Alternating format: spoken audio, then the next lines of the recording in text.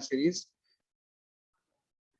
So our today's speaker, it needs no introduction in the mathematical world, but here it is my responsibility to introduce it, and it is an honor for me to introduce Professor Bernhard Keller. So Professor Keller received his PhD in the year 1990 from the University of Zurich. His research interests are in homological algebra, representation theory of quivers, and finite dimensional algebra. If I sum up all these things, I think he's an expert, very well-known expert of cluster algebras at the moment. He received Sophie Germain Prize in the year 2014 due to his monumental work in cluster algebras. And you can see the impact of his research contribution that he was invited as an invited speaker in the 2006 International Congress meeting of mathematician at Madrid. So this is one of the most prestigious gathering of mathematics where field medal is being awarded, and he was one of the invited speaker there, where he gave a talk on the differential graded categories. And Professor Keller is also a fellow of the American Mathematical Society. So a lot of distinctions. If I continue talking about him, so the whole talk time will goes on. So without further delay, allow me to welcome Professor Keller. Now the stage is over to you, so you can start now your presentation. Thank you very much. Thank you very much for the kind introduction, and thank you very much for the invitation. I'm very happy to speak here at the John Conway Spirited Seminar. I hope you can see my screen. Yes, we can see. We can see. And yes, so I would like to speak about Somos sequences, Coxeter-Conway freezes, and their links to cluster algebras. And so the aim is to show how the remarkable properties of the Somos sequence and the Coxeter-Conway freezes have a unification and generalization, in the theory of cluster algebras invented by Fomin and Zelevinsky around the year 2000. So the plan is as follows. I would like to start with the Somos sequence. Then I will present Coxeter-Conway freezes. And then I will show how certain remarkable phenomena which we observe in these two classes of examples become unified and generalized in the framework of cluster algebras. One of these remarkable features is a periodicity phenomenon, and at the end I will speak about this in particular and about a generalization. So let's start with the Somos sequence. Well, it's a sequence of numbers. So by definition, its first four terms are set equal to 1. And then we have a relatively complicated recurrence relation, a rational recurrence relation. If we want to compute the term number k of our sequence, we need to look at the four preceding terms. We need to do the product of xk minus 1 and xk minus 3, add the square of xk minus 2, that gives us the sum gives us the numerator, and then we have to divide by xk minus 4. So this is this rational recurrence relation which we use. So let's compute x5. So x5 by definition is x2 times x4 plus x3 squared, x2, x4, that's 1, x3 squared, that's 1 as well, x1 is 1 as well, so the quotient is going to be equal to 2. And then x6 is x3, x5 plus x4 squared divided by x2. So, well, x3, x5, that's 2 plus 1 is 3 divided by x2 is 3. Okay, and then, well, we can go on and compute further terms. And you see that, for example, when we want to compute x, say we want to compute x9, then we have to divide by x5. To compute x9, by definition, we have to divide by x5. So in this computation of x9, we will have to divide by 2. And so a priori, we would expect to get a half integer, but what we get is an integer. And similarly, for all the following terms, we have to divide by some number strictly bigger than 1. And remarkably, what we get is not a fraction, but an integer. So this is, and it's a theorem, which you can prove in an elementary way, but it's a non-trivial theorem that all the terms of the Somos sequence are, in fact, integers. Okay. And we can also do this for more general initial data. Instead of taking numbers as our initial data, now let's take indeterminants. So we take just 4 indeterminants, x1 up to x4, and we use the same induction rule to construct our sequence, which is now going to be a sequence of rational expressions in x1 up to x4. So x5 is this rational expression by definition. Then we compute x6 exactly by the same rule as before, but now it becomes a rational expression in x1 up to x4. Okay, well, we go on. You see the expressions become more complicated. x8 is this, and now again, once we arrive at x9, when we want to compute x9, we have to divide by x5, which is this non-trivial Laurent polynomial. And remarkably, the result is still a Laurent polynomial. So we get a denominator, which is a monomial instead of being a complicated polynomial. And again, it is a non-trivial theorem that in fact, all the terms of this generic Somos sequence are Laurent polynomials. All the denominators are actually monomials, and the coefficients are integer. That's not so hard. Okay. Okay, so this was the first example I wanted to look at. Now let's look at Coxeter-Conway freezes from the 70s, 71. So here again, it's a recursively defined family of numbers. Here the initial data consists of such a snake of ones, and this snake bounds a strip. The strip is unbounded to the right, and on the left we have this boundary. And we fill this strip with numbers according to a recurrence rule, which works as follows. Whenever we see such an angle, we complete the angle to a parallelogram by computing this number, and this number is again computed using a rational expression, y times z plus 1 divided by x. Okay, so for example, if we want to compute the number here, we have to do 1 times 1, that's 1, plus 1 is 2, divided by 1 will give us 2 here. Okay, and then of course we do the same computation here. Then we want to compute this number. Well, 2 times 2 is 4, plus 1 is 5, divided by 1 is still 5. So we get the 5 here, and well, we go on. 5 times 1 is 5, plus 1 is 6, divided by 2 is 3. Okay, and then of course here we also get a 3. Okay, we continue computing. Well, 3 times 3 plus 1 is 10, divided by 5 gives us this 2. Then 2 times 1 plus 1 is 3, divided by 3 is 1. So here we get the 1. We also get a 1 below. And then we go on. 1 times 1 plus 1 is 2, divided by 2 is 1. So we get a 1 here as well.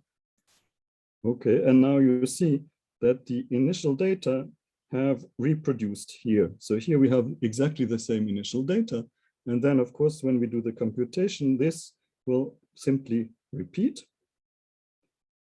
Okay, and we find again the same initial data here, and it repeats, and we fill up the whole strip with this repeating pattern of integers. So there are two remarkable phenomena now. So the first one is that despite the fact that this recurrence equation is rational, we find integers. And then maybe even more striking, the pattern is periodic. Okay, and this works for any type of initial data. Let's look at a second example. Yes, here the snake has a slightly different form, but we can still do the same computation. So, well, we constantly apply this rule. We get 2, then 3, then 4. Then we compute this. 3 plus 1 is 4 divided by 2 is 2. Here we will get 2, here 3, etc. Okay, we do the computation. And, well, we can get here. And now if we compute here, well, 1 times 3 plus 1 is 4 divided by 4 is 1. And then you will see that another string of 1s is produced here. So we find these 3 1s, and now you see that again, we have essentially reproduced the initial data, not quite.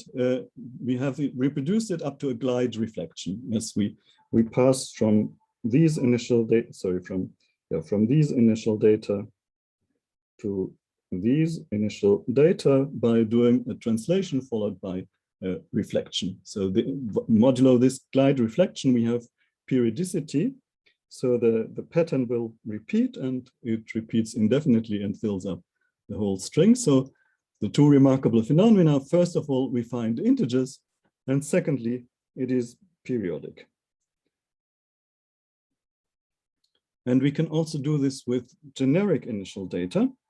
Let's just look at one example. So we keep the ones at the top and at the bottom of the strip, and we take indeterminates x1 and x2 here at the left border. And then we perform exactly the same computation now with indeterminates instead of integers. Okay, and again, we find Laurent polynomials. Yes, so when we compute this, then we have to do 1 times this, and we have to divide by this non-trivial Laurent polynomial, and remarkably, the result is still a Laurent polynomial. It has a very simple denominator. And when we continue, we recover the initial data again up to a glide reflection. So it will repeat and fill up the strip with these Laurent polynomials with integer coefficients. And of course, this behavior of the generic Coxeter-Conway Freeze implies the integrality property of the numeric one. Yes, if we specialize these x1 and x2 to 1, then all the denominators will become equal to 1. And so all these fractions will specialize to integers and not to rational numbers. Okay. And now this integrality property and the periodicity, these two phenomena will now be unified and explained using the theory of cluster algebras invented by Fomin and Zelevinsky around the year 2000. Here you have pictures of the two heroes, Sergei Fomin and Andrei Zelevinsky, two American mathematicians of Russian origin. Andrei Zelevinsky sadly died in 2013. He was just 60 years old. He was a representation theorist and combinatorialist, but Sergei Fomin is alive and well and very productive. He is mainly a combinatorialist. And these pictures are from around the year 2000. Okay, now the basic ingredient, the basic combinatorial ingredient of the definition of the construction of a cluster algebra is a so-called quiver. Well, quiver is just another term for oriented graph, an abstract oriented graph. So it's given by a set Q0, whose elements we think of as vertices. Then another set Q1, whose elements we think of as arrows. And then for each arrow, we are given its source and its target. So we are given two maps, S and T, from the set of arrows to the set of vertices, and these send an arrow to its source, respectively its target. So it's a completely abstract structure. It's not embedded anywhere. And you can, if you like, you can also view it as a category without composition. Yes, we're given objects, namely the vertices. We are given morphisms, namely the arrows, but we are not given any rule on how to compose arrows. No composition rule is given. Okay, now let's look at an example. Here we have a quiver with, of course, in practice, we do realize our curves by little pictures in the plane, but the essential thing is not the picture, but the abstract combinatorics.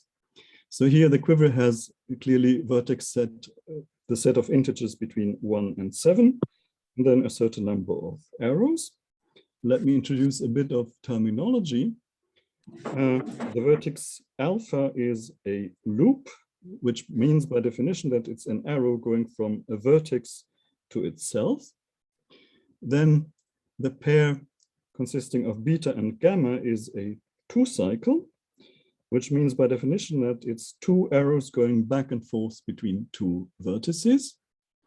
And then if we look at the vertex number 7, it is a bit special. Yes, it has only outgoing arrows. So if we have a vertex with only outgoing arrows, then we call it a source of the quiver. And dually, if we have a vertex with only incoming arrows, we call it a sink of the quiver. And yes, so yeah, okay, I think it's clear. I don't know whether there are any questions up to now. Well, it doesn't seem to be the case.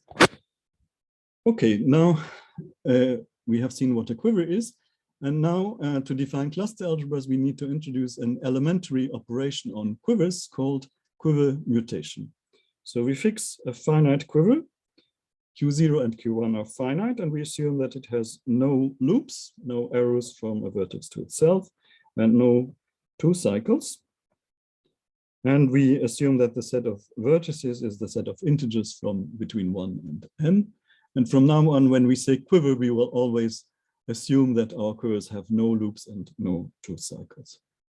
And now we define the mutation of the quiver at a given vertex. So we pick a vertex j, and we mutate the quiver at j. So that will give us a new quiver, which is obtained from the given quiver using a very simple three-step procedure. How does it work? Well, in the first step, we look at such subquivers. So if you like, paths of length 2 passing through the mutating vertex. And whenever we see such a configuration, we add a new arrow, which is a kind of formal composite of the two arrows, alpha and beta. So we enlarge the set of arrows. Then in the second step, we look at the arrows with source or target, the mutating vertex, and we reverse all these arrows. Now, in the first step, by adding these new formal composites, we may have created two cycles. And in the third step, we remove all the two cycles, so that again, we get a quiver without loops and without two cycles. And so, for example, if we have 3 arrows going back and forth between two vertices, like here, well, then we have to choose 2 among these 3 arrows and throw them away. So as you can see, that's not completely unique, not completely canonical, but it's certainly canonical up to an isomorphism fixing the vertices, and that's enough for our purposes. And okay, let's look at this in a simple example. Let's take this 3-cycle and mutate it at the vertex number 1. So let's just go through the recipe step by step. So in the first step, we have to look at the paths of length 2 passing through the mutating vertex. Well, there's just one such path, so we just have to add one arrow from 2 to 3.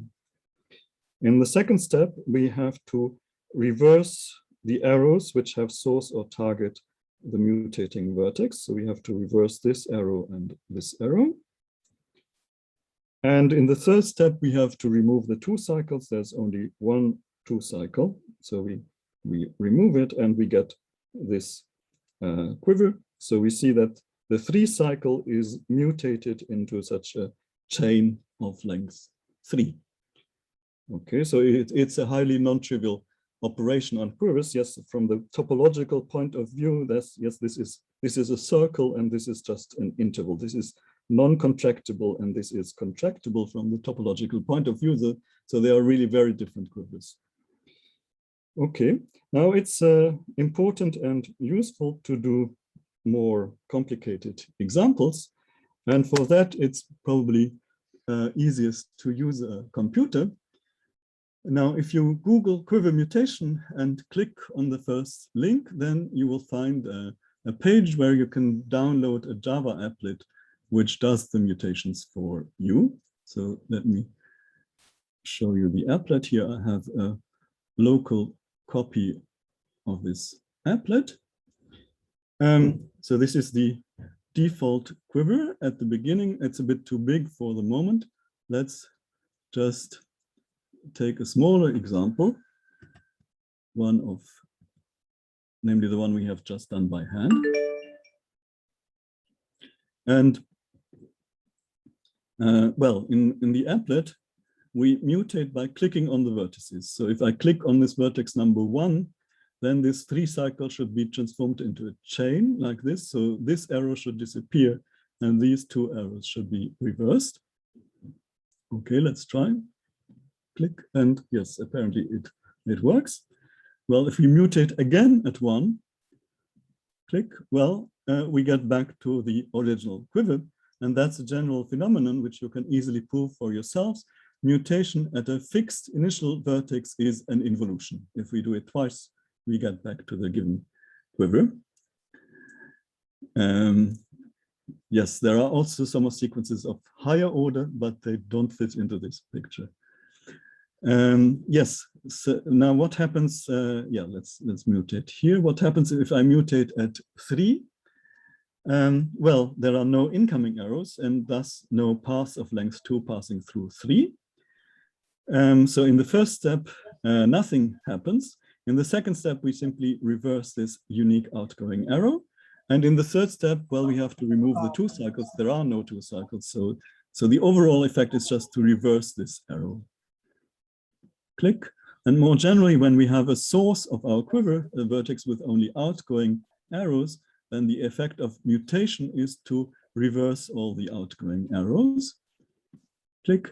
And dually, when we have a sink, a vertex with only incoming arrows, the effect is to reverse these incoming arrows, like this. Okay, well, I think we have understood this first simple example. Let's look at the next bigger one in this series. Okay, this is more complicated. It's glued together from 4 3 cycles, but I claim that using just 4 mutations, I can still transform it into a quiver without any oriented cycles. And for this, let me first deform the picture slightly, like this. Yes, so this, of course, has no incidence on the quiver. The quiver is an abstract graph, but the pictures will be nicer if we first do this. Now, what happens if we mutate at 5? Well, quiver mutation is essentially a local operation on the quiver. So locally, what's going to happen is what happens in the first example. So these 3 cycles have to be transformed into 3 chains. So these 3 arrows have to disappear. And then you see here at the bottom, we have a 3 chain and it has to be transformed into a 3 cycle. So a new arrow will appear here. Okay, let's try. Click, and indeed the 3 arrows have disappeared here. A new arrow has appeared. We can easily get rid of this 3 cycle by mutating at 6.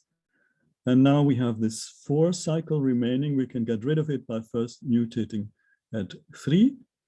And then we mutate at 1. And well, as you can see now, we get a graph without an oriented graph, without any oriented cycles.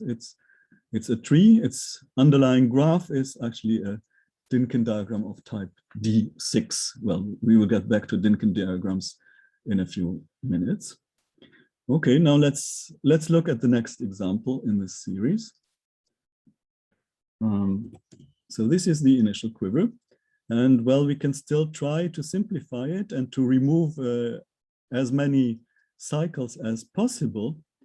But you can show that it is impossible to remove all the cycles from this quiver. So you cannot transform this quiver into a quiver without any oriented cycles using mutations. There are at least 2 possibilities for proving this. Either you prove it by brute force, namely it turns out that the mutation class of this quiver, yes, the set of all quivers you obtain by iterated mutation, the mutation class is finite. It only contains about 5,739 quivers. And well, you can have the computer compute this list of 5,739 quivers and check that there's at least 1 oriented cycle in each of these quivers. So that's the brute force proof. There's another purely conceptual proof based on representation theory, which is a bit more complicated to explain. But let's look at a last example from this series. So, well, this is now quite big. We don't really know what to do with it. So let's just do some random mutations. Let's say we do 15 mutations at randomly selected vertices. Okay, well, you see there are some changes. Let's do it again. We do another 15 mutations at randomly selected vertices. Okay, and we do it again and again. Now you see these 2's have appeared. The 2 really means, and here we even have a 3 and a 5. Well, so this 5 here means that there are actually 5 arrows going from the vertex 9 to the vertex 13. So we have these multiplicities. So if let's do 15 more random mutations. Okay, well, you see the multiplicities grow and grow and grow and explode. And this is actually the typical phenomenon. This quiver is an example of a wild quiver.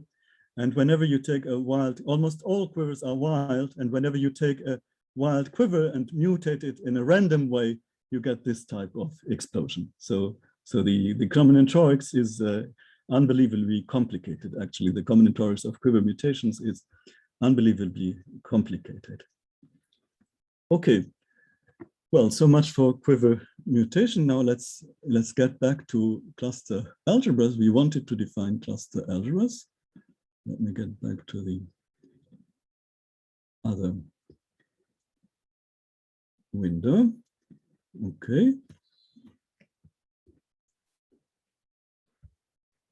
Now, well, okay, so here we have this almost last example. You can check that these are actually mutation equivalent to this one. But now, well, let's get back to what we wanted to do. We wanted to define cluster algebras. Now, in order to define cluster algebras, we need to enrich our purely combinatorial datum of the quiver with an algebraic datum. And that will give us the so-called seed. So what is a seed? It's a pair consisting of a quiver with n vertices. And to each of the n vertices, we associate a rational expression in indeterminates x1 up to xn with rational coefficients. And we require that these rational expressions should form a free generating set of the field.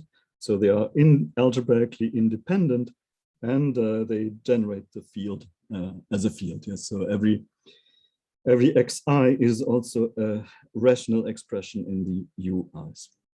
Okay. And now we can extend the quiver mutation to mutation of seeds. So, well, before that, just one example. Yes, so this would be an example of the seed. This is the quiver. And here with each vertex, we have associated an expression ui, and here the expression is the simplest possible. It's just the indeterminate xi. And we abbreviate this seed by writing the ui's instead of the vertices, the expressions ui. Okay, and now we define mutation of seeds as an enrichment of mutation at vertices. So the mutation of a seed at a vertex will be a new seed, r prime, u prime. So the quiver part is just the mutation of the given quiver r at j. And then the new set of rational expressions is obtained by replacing the variable uj associated with the mutating vertex with a new expression, uj prime. And the old and the new expression are related by the so-called exchange relation, which is dictated by the quiver. So the product of the old with the new expression should be a sum of two monomials. The first monomial is for the incoming arrows, the arrows which end at the vertex j. And for each of these arrows, we have a factor ui associated with the source of the arrow. And the second monomial is associated with the outgoing arrows. So for each outgoing arrows, we have a factor which is just the rational expression associated with the target of the arrow. Okay, let's look at an example. Let's start with this initial seed, and let's mutate it at the vertex number 1. Okay, well, so first of all, we compute the new quiver. Well, that's easy. 1 is a source of our quiver, so we just have to reverse this unique outgoing arrow. Now we have to compute the new expressions. Well, x2 and x3 by definition remain unchanged. And to compute x1, well, we have to look at the two monomials. Yes, so we have one monomial for the incoming arrows. Well, as you can see, there are no incoming arrows, so we have to take the product over the empty set, and the empty product is by definition equal to 1. And then we have to take the product over the outgoing arrows, and that will give us just a factor x2. So what we get is 1 plus x2, and then we have to divide by x1. Okay. Now let's do the same for the vertex number 2. Okay, when we mutate at 2, the chain is transformed into a 3-cycle. The expressions x1 and x3 remain unchanged. And to compute x2, we have to look at the incoming arrows. That will give us a factor x1, and the outgoing arrows, that gives us a factor x3. So we will get x1 plus x3 divided by x2. And similarly, we compute the mutation at the third vertex. And now we can, of course, iterate the procedure. So now we have these 3 new seeds, and we can again mutate them at all the vertices. Now, if we mutate this first seed again at 1, we will get back to the initial seed. Mutation at a fixed vertex is also an involution at the level of seeds. But if we mutate at 2 or at 3, we will get new seeds. And so we get many more seeds. And we can iterate the procedure. So we get a priori an infinite list of seeds, each consisting of 3 such rational expressions. And these rational expressions which appear in this recursive procedure are called the cluster variables associated with this initial quiver. And the subalgebra of the function field generated by these expressions, by the cluster variables, is called the cluster algebra. Okay, let me make the formal definition. So we fix a quiver with n vertices, and we take the initial seed to be the one which is given by the quiver and the indeterminants, xi. And then we perform mutation iteratively. And we get this big list of seeds and big list of rational expressions. And these expressions which we get are called the cluster variables. And the cluster algebra is then the Q subalgebra of the function field generated by all the cluster algebras, by all the cluster variables. So notice it's the subalgebra, it's not the subfield. If we take the subfield, then by definition we get all rational fractions. But here we only take the subalgebra, we take all Q linear combinations of monomials in the cluster variables. And that will give us an algebra which is strictly smaller than the function field. Okay. And now the first remarkable theorem by Fomin and Zelevinsky is that each cluster variables, or all the expressions which appear in this recursive process, are Laurent polynomials. The denominators are monomials, yes, which is quite surprising, because we have to divide in the process. We do divide by lots and lots of non-trivial Laurent polynomials.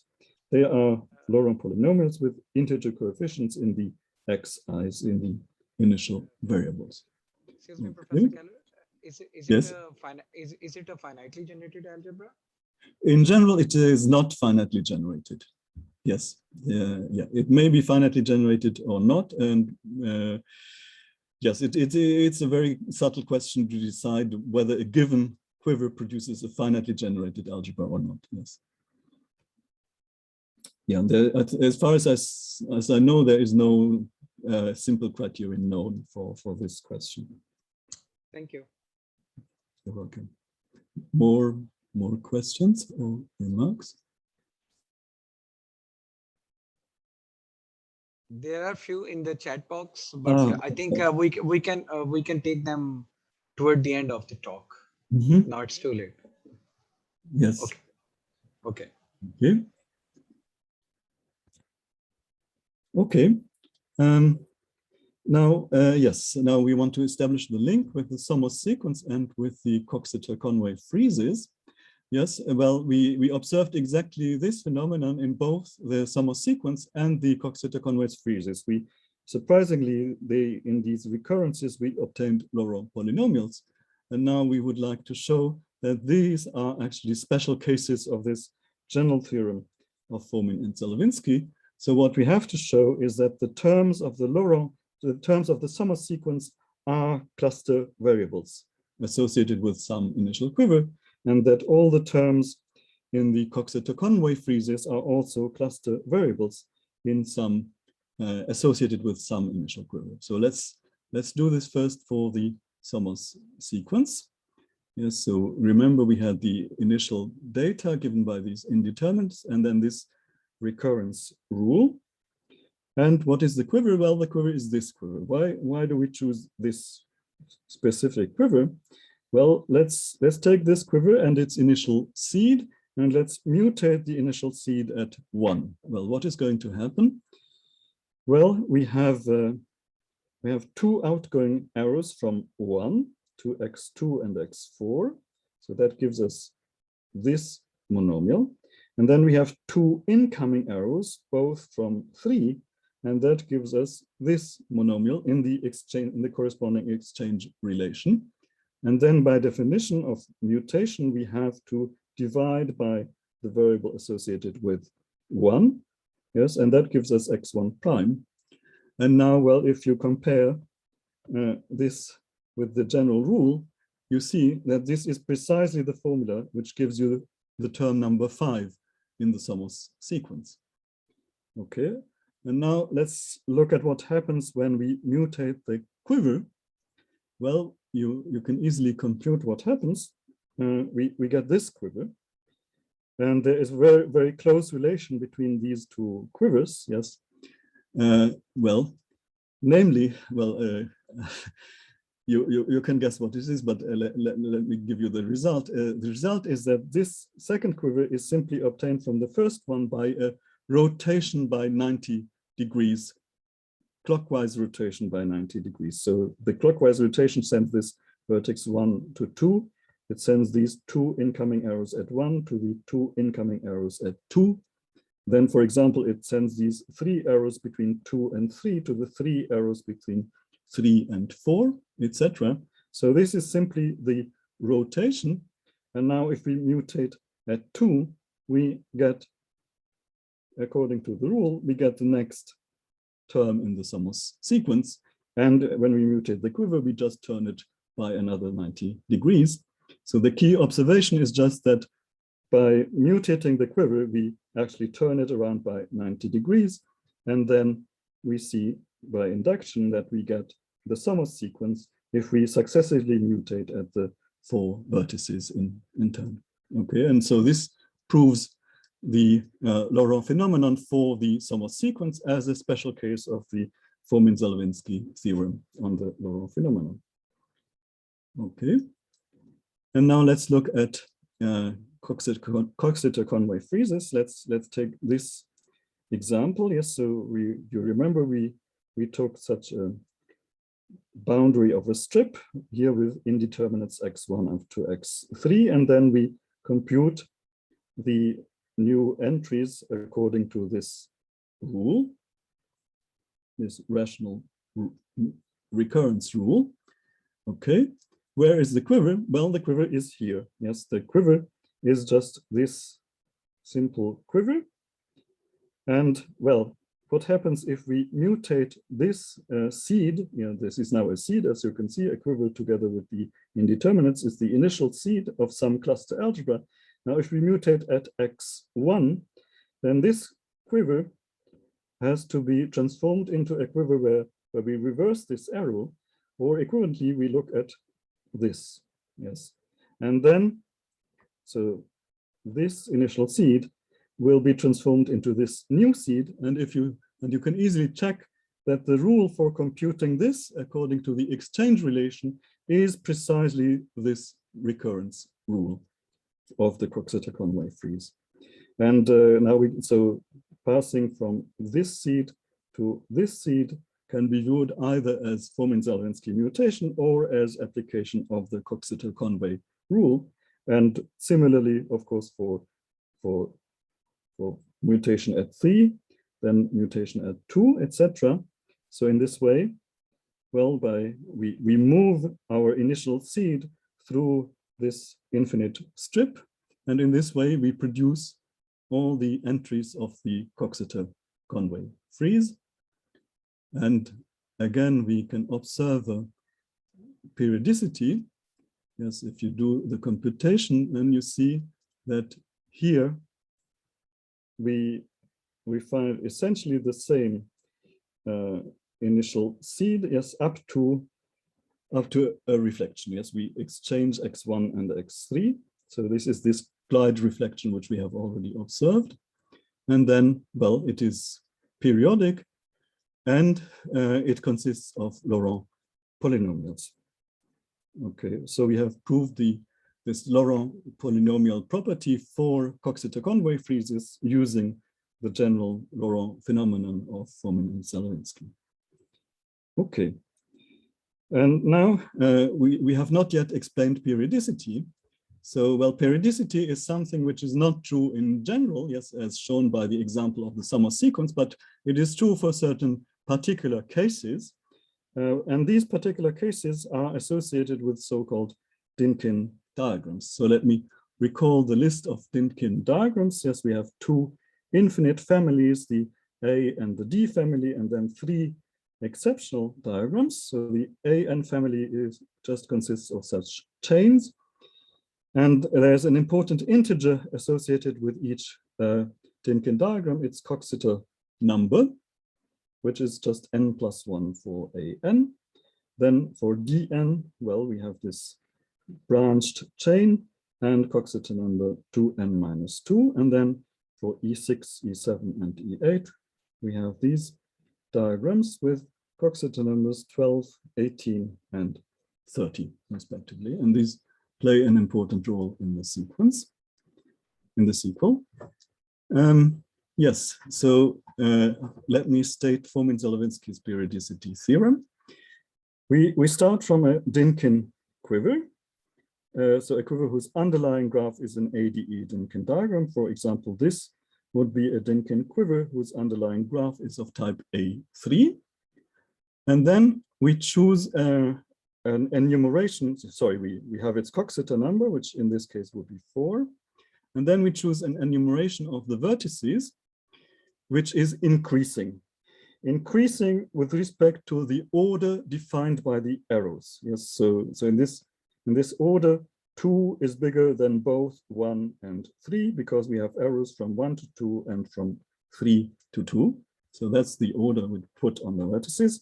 And we choose an increasing enumeration of the vertices for this order. So here there are actually 2 possibilities. We can choose 1 followed by 3 followed by 2.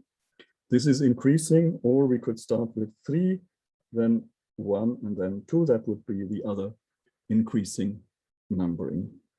Okay, we choose any of the 2, it doesn't matter. And now we look at the composed mutation, the composition of the mutations at these vertices in this order. The order matters. And now Fomin-Zelevinsky's periodicity theorem says that if we take the initial seed associated with our quiver and apply this sequence of mutations h plus 2 times, then we get back to the initial seed. Okay, let's look at an example and let's see how this explains the periodicity which we have observed in the Coxeter-Conway freezes. Yes, so here, okay, so we have this rule. Here the Coxeter number of A3 is 4, so h plus 2 is going to be 6. And now we have to apply this mutation sequence mu I, which was 1 followed by 3 followed by 2. Well, what happens if we mutate first at 1, then at 3, and then at 2? Well, you can easily see what happens. Yes, we move the quiver through the freeze. So this is the result of mutation at 1. Then we mutate at 3. And then finally we mutate at 2. And so by doing the 3 mutations in one after the other, we move from this initial seed to this initial seed. So that's just the translation by 1 unit to the right. So applying this mutation sequence means moving by 1 unit to the right in the Coxeter-Conway freeze. And now, if we, now the theorem says that if we do this not once, but 6 times, then we have to get back to the initial seed. And indeed, yes, well, let's do it 6 times. So 1, 2, 3, 4, 5, 6. And if you compute, then you do get the initial seed, and exactly the initial seed without reflection exactly at this spot. Okay, so we see that periodicity of the Coxeter-Conway freeze is a consequence of Fomin-Zelevinsky's general periodicity theorem. Okay, now this theorem is a very nice theorem, but it is a bit strange. Yes, if you know about the Coxeter number is defined as the order of an element, a special element in the while group. So one would expect a periodicity of h and not a periodicity of h plus 2. So where does the 2 come from? What is the meaning of the 2? And well, it turns out that the correct interpretation of the 2 is to say that it's the Coxeter number of the Dinkin diagram A1. Yes, the Coxeter number of AN is n plus 1, and in particular, the Coxeter number of A1 is 2. And so this is the correct interpretation. And then we see that, in fact, in this formula, we have 2 Coxeter numbers, the one of the given diagram and the one of A1.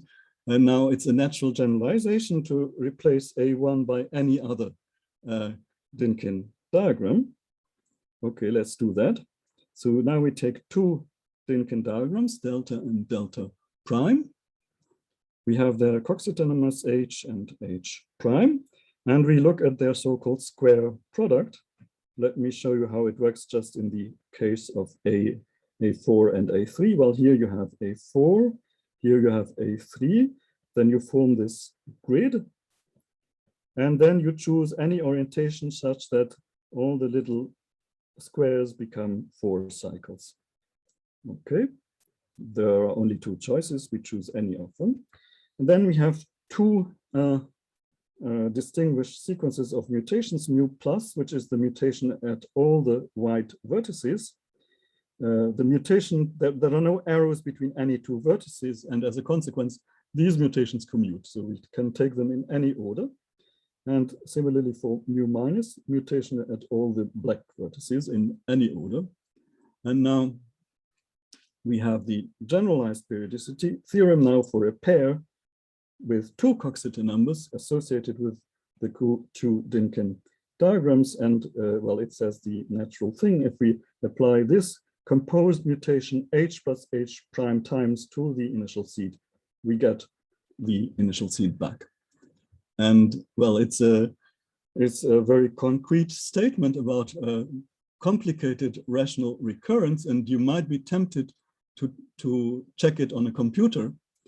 But well, except in the very small cases, this check will fail. Yes, the computer will explode because the number of terms will exceed the number of atoms in the universe. So the computer check fails completely for this statement. But the proof of the statement has a very nice, purely combinatorial consequence for quiver mutations themselves. And let me end by stating this consequence and showing you a few examples. So we start from the square product of delta with delta prime, and we enlarge it. We choose any quiver containing it as a full subquiver. And for example, we can take, let's say, A4 and A3. Then the statement is that if we apply this composed mutation h plus h prime times to the bigger quiver, then we get back the bigger quiver. So this is purely combinatorial, no indeterminates appear. So, and let's check this for type A, and well, let's look at type A, and then we will also look, type A is very special, so it might be true for type A, but not in general. Then we will also check it for type E6 and E7, so where the sum of the Coxeter numbers is 30. So let me show you these 2 examples. So first for A4 and A3. Yes, so here you can see the square product, and then we have slightly enlarged the square product by adding these blue vertices. And then we have our 2 mutation sequences, the mutations at the yellow vertices followed by the mutations at the blinking vertices. And so the theorem says that if we perform the composed mutation sequence 9 times, then we should get back to this quiver. Okay, so let's try. Let's take 9 seconds to check this. 1, 2, 3, 4, 5, 6, 7, 8, 9, and it seems to work. Well, but as I said, type A is very special. It might be true in type A and not in the other types. So let's also check it in the exceptional types, E6 and E7. Okay, so here again, the red vertices form the square product, which is a bit more complicated than in type A, but anyway, then we have enlarged it by adding the blue vertices. And notice that the arrows all go from blue to red vertices. Yes, let's remember this. Arrows in this initial quiver go from blue to red. And now we perform the mutation sequences. So first mutation here at the yellow vertices and then at the others. And if we do this 30 times, we should get back to the original quiver. So let me take 30 seconds to check it. 1, 2, 3, 4, 5, 6, 7, 8, 9. This is not the initial quiver because the arrows go in the wrong direction. So this was 9, 10, 11, 12, 13, 14, 15, 16, 17, 18, 19, 20, 21, 22, 23, 24, 25, 26, 27, 28, 29, and 30. And indeed, we are back to the original quiver. And so the theorem can be checked, can be checked by computer for this consequence of the general periodicity theorem can be checked by computer easily in interesting examples. And well, let me just make one final remark on the proofs. Yes, the theory developed by Fomin and Zelevinsky is essentially combinatorial. In particular, their proof of the periodicity theorem is combinatorial. It is the combinatorics of root systems, essentially. Now, if you want to prove the last two statements, then no combinatorial proof is known, but there is a proof based on representation theory of quivers and finite dimensional algebras, and on a bit of homological algebra. Okay, and let me conclude here. Thank you very much. Thank you very much, Professor Keller. It was a wonderful talk.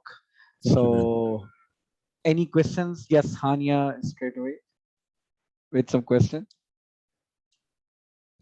Yeah, is it? I'm sorry if I missed and you said it already. Well, what's the square product? Is it? I defined it only for the 8 types. Yeah, let me show it to you again. Yes, so for the 8 types, it is, yeah, it was this picture. Yes, this is the square product for the 8 types. So you take a copy of A4, a copy of A3, you form this grid, and then you choose any orientation such that the little squares become 4 cycles. There are 2 possible choices, any of them will do. And yes, so for the non-A types, the definition is a bit more complicated, but it is also purely elementary. And I mean, there's an alternative. I mean, this is. I mean, if you know about path algebras, this is strongly related simply to the tensor product of the path algebras. It is not exactly the tensor product, but it is actually, well, it's mutation equivalent to the so-called 3 Calabi-Yau completion of the tensor product of the 2 path algebras. Right, thank you. I have another rather naive question. So first of all, thank you for a wonderful talk. It's really nice. Thank you so much. So I was just wondering that this connection, is it like a, I mean, so how does the connection help with the theory of cluster algebras? And in general, you know, what do cluster, because as complicated as they are, you know, where do we, you know, which part of mathematics use them the most? Yes, of course. Yes. Sorry, I didn't have time to speak about all the connections. I mean, the cluster algebras are related to a lot of different subjects within mathematics. The original motivation comes from Lie theory. So Fomin and Zelevinsky wanted to get a better understanding of the so-called canonical bases in quantum groups and dual canonical bases in algebraic groups. These bases were constructed by Lustig in a rather implicit way. Well, Lustig and Kashiwara in a rather implicit way and in a very non-combinatorial way. They wanted to develop a combinatorial approach to the computation of these bases. And it is actually a very recent theorem that the that cluster algebras do provide such an approach. So that was one of the major problems solved only quite recently. And but then it turned, so that was the original motivation, and then it turned out that cluster algebras also appear in many other branches of mathematics. So early on they appeared, for example, in Poisson geometry. Then they appeared, of course, in quiver representations. They appeared then soon via quiver representations. It was realized that they're strongly related to the study of stability conditions in the sense of Bridgeland, and thus also to theoretical physics, to string theory. Then around the year, say 2012, people noticed that they are strongly related to mirror symmetry and to the so-called scattering diagrams in mirror symmetry. And the use of scattering diagrams brought another revolution in cluster algebra theory, as some of the main conjectures were proved using methods from mirror symmetry. And well, more recently, another connection with theoretical physics was discovered by Arkani Hamed and his collaborators.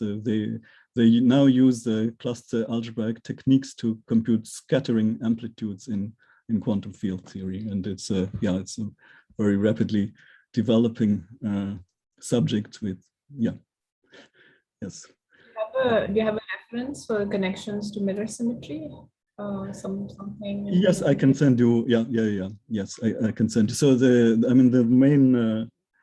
the main paper, let me put the names of the authors of the main paper into the chat. It's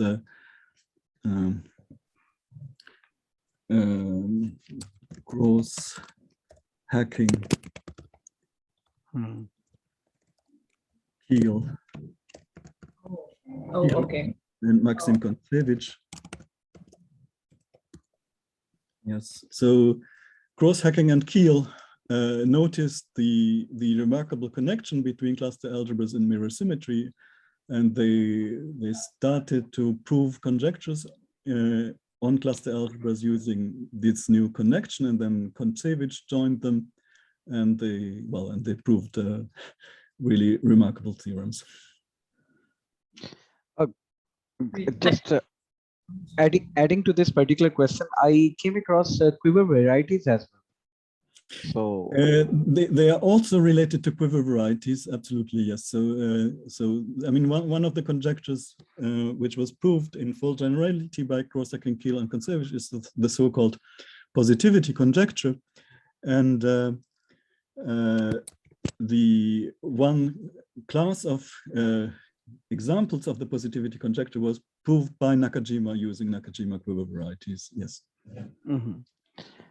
Thank you, Professor Keller. So there is one question by Amir Hamza. He said that when he was talking about the algebra associated to quiver, so why you restricted yourself to rational numbers only, the field of rational numbers? Well, actually, the choices are there are multiple possibilities. So rational numbers is one natural choice. Another natural choice would be complex numbers, because in many cases the spectrum of this algebra is related to a complex variety appearing in say Lie representation theory, for example Grassmannians or flag varieties, or the affine base variety. People study them most naturally over the complex numbers, and they then are identified with the spectrum of a complexified cluster algebra. Another natural choice which one can also take is just to work of the integers. Yes, so but one could also look at finite fields, and as far as I know, this is still largely unexplored territory. Well, what happens if we work over, say, a finite field? Yes. Yes. So yes. Yeah. Lots of questions appear there. And now we can go back to some initial questions, which were. Let me just go back to. Okay. Are there any connection with the Keller graph to these quiver? Of course, every oriented graph is a quiver. and it is suitable for this theory if it does not have loops or two cycles.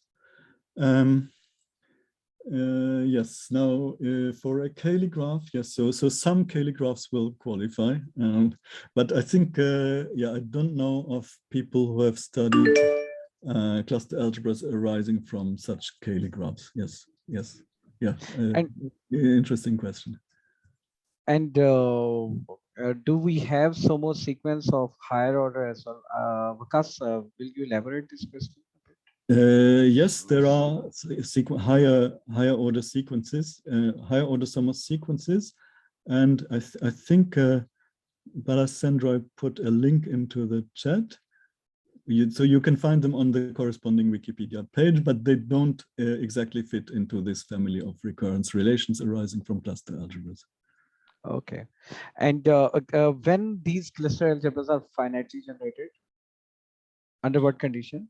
No general criterion is known. So okay. certainly, if you take a Dinkin, I mean, in some cases, one can classify the cases where there are only finitely many cluster variables, and of course, in that case, they are of course finitely generated, and this classification is again a classification in terms of ADE Dinkin diagrams. So it's a rather restricted class, but there are many other cases where it is finitely generated, and but as far as I know, no general criterion is known for it to be finitely generated. I mean, it's also easy to give counter examples where it's definitely not finitely generated. Maybe yes. Then what kind of tools people use in order to show the isomorphism of cluster algebras? Sorry, in order to decide whether the two cluster algebras are isomorphic to each other. Again, no, as far as I know, no general techniques are known. Yes, no. So, yes. okay. Yes. Okay. Yeah, I mean, yeah. So asking questions about the cluster algebras and about the isomorphism class of the cluster algebras, about the spectrum of the cluster algebras, these are rather subtle questions. I mean, some things are known now. For example, recently people have classified the singularities which can appear, but this direction is still, I would say, in its infancy. And what about the grading on these algebras? So grading. Sometimes you have a grading, yes, and that is useful and has been used. Yes, so and you can classify the gradings, the possible gradings. Yes, that has been done, and it's useful. Yeah, I don't know. Yeah, I can't give you a general result on graded cluster algebras. And what are the dimension theory? I would say the keywords. What people study. I'm sorry. I'm asking totally about algebraic setup of cluster algebra. Just like we have a symmetric algebra, we have a Hilbert series. So regarding to Hilbert series, we have many different measurements like multiplicity and other measures we associated to the algebras.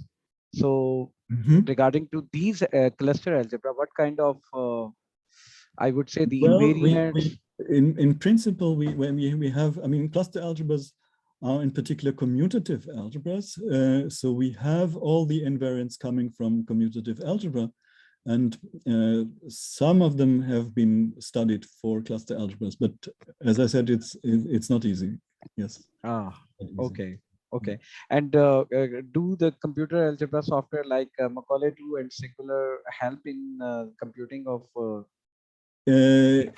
Yes. So in fact, there is a Sage library for computing inside cluster algebra. So maybe I should show you the mutation applet also does some computations. Let me show you.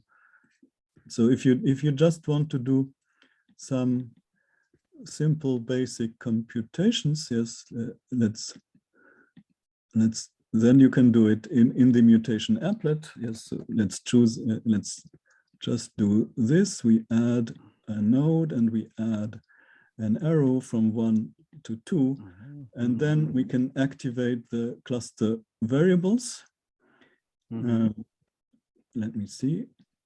Yes, so these are the two initial cluster variables, and then you click on the vertices. So I click on 1, and it will mutate both the quiver and the corresponding cluster variable, and you can, okay, so you can go on like this, and it will nicely compute, and you see the periodicity phenomenon. Yes, after 5 steps, we get back to x1 and x2. So this, for small examples, this works quite well. But for bigger examples, the symbolic computation engine inside this applet is too weak. So it's better for, if you really want to do computations in a serious way, then you should use for example, the Sage library. Yes. And there is another question by Amir Hamza. Is there any role of Coxeter groups in this theory? So.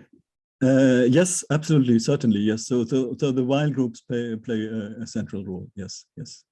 And yes. Do we have any connection with those matrices from where these Coxeter group formulated?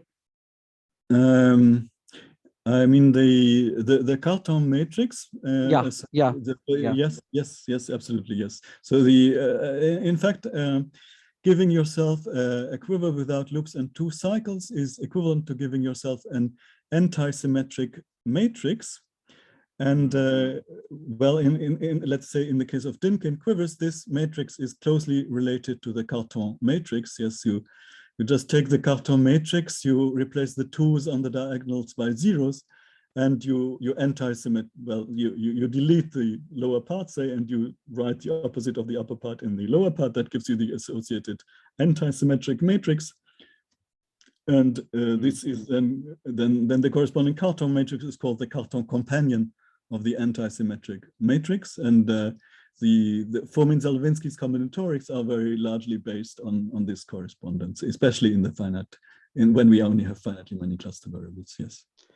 And the last thing is, are there some connection with metroid theory? So in fact, I was waiting for the Hasse diagram. Are there some Hasse diagram associated to these structures? Yes, so concerning the connection to matroid theory, as far as I know, for the moment, no such connection is known. But well, it's certainly interesting to explore this. I mean, there's a close relation. I mean, the Grassmannians are examples of cluster varieties, yes, varieties with a cluster structure, and actually very important examples, which played a great role at the beginning of the theory to motivate the main constructions. But I think as far as I know, there is no connection known with general matroid theory. Thank you, Professor Bernhard Keller. Is there any other question I missed? Please, I guess, Imran, do you have any? There is one question which is typed above the question of Amir Hamza. That is by Rashid, Dr. Rashid. Yes, absolutely. Yes, absolutely. And that is also my question. You can take it. Yeah, so Rashid's question, the rules behind the mutation. The rules behind the mutation and cluster algebras seem to come from outer space. Can you comment, please, on these rules? Yes, yes. I mean, yeah, maybe the single greatest achievements in the theory of cluster algebras is the definition of cluster algebras, and this is really a surprising definition. Yes, and where does it comes from? I mean, of course, I asked Fomin and Zelevinsky, and the answer was that it comes from hundreds and hundreds of pages of computations and experiments. They were, I mean, canonical bases are closely related to the notion of total positivity. And then what they were interested in were atlases on varieties which are compatible with total positivity. And so they came up with certain types of coordinate transformations which are compatible with total positivity in the examples. And from these computations evolved the rules for mutation, quiver mutation, and mutation of seeds. Yes. So, but it was yeah, it was hundreds and hundreds of pages of computation, which in the end led to this definition. Yeah. Any other question from the audience? Okay, if this is the case, let us thank Professor Bernhard once again for a wonderful talk. And I think this cluster algebra has gained a lot of, has attracted a lot of our attention, and we are flooded with questions because many of us, like me, were exposed to this topic for the very first time. And it sounds very, very interesting, and definitely being a commutative algebra, we are curious about exploring more connection through these cluster algebras, and definitely. But on the other side, we have to be very careful about the complexity of the algebra, which Yes. is associated to these things, because Yes. we are habitual of dealing with the finitely generated, nice looking Yes. algebras. Yes, But absolutely. anyways, I hope in upcoming year somebody will tame it too Yeah. for the use. So let's thank the speaker once again, and this is a time to show you our upcoming talk.